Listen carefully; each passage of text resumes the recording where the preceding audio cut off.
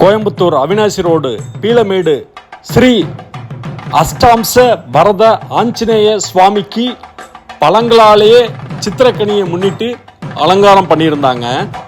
சுமார் 1,08,000 கனி வகைகளை கொண்டு வண்ண கனி வகைகளை கொண்டு அலங்காரம் பண்ணியிருந்தாங்க. ஏன் இந்த கனி அலங்காரம்னு பார்த்தீங்கன்னா, தமிழ் வருடப்பிறப்பை முன்னிட்டு வர்ற பக்த கோடிகளுக்கு வண்ணமயமா ஆஞ்சநேயரோட சன்னதி காட்சியளிக்கணும்.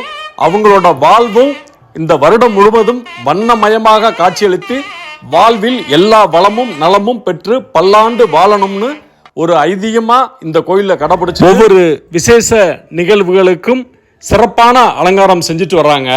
இந்த வீடியோவை முழுசா பாருங்க. எக்ஸ்க்ளூசிவான கோயில் வீடியோக்கள் பார்க்கறோம்னா அவசியம் எங்க சேனலை சப்ஸ்கிரைப் பண்ணிக்கங்க, பெல் ஐக்கானை கிளிக் பண்ணிக்கங்க. அப்பதான் நாங்க போடுற வீடியோஸ்லாம் உங்களுக்கு நோட்டிஃபிகேஷன் வரும். நுழைவு வாயிலிருந்து சுமார் ஒரு 120 அடிக்கு வாழத்தார்கள் இரு பக்கமும் வண்ண பழங்கள், விதவிதமான பழங்கள்ல அலங்காரம் பண்ணியிருக்காங்க. சுவாமிக்கு முந்திரி, பாதாம், பிஸ்தா, பேரிச்சம்பழம், அத்திப்பழம், மாம்பழம், இந்த மாதிரி விதவிதமான பழங்களால சுவாமி உடம்பு முழுக்க பழங்களாலே அலங்காரம் பண்ணியிருக்காங்க.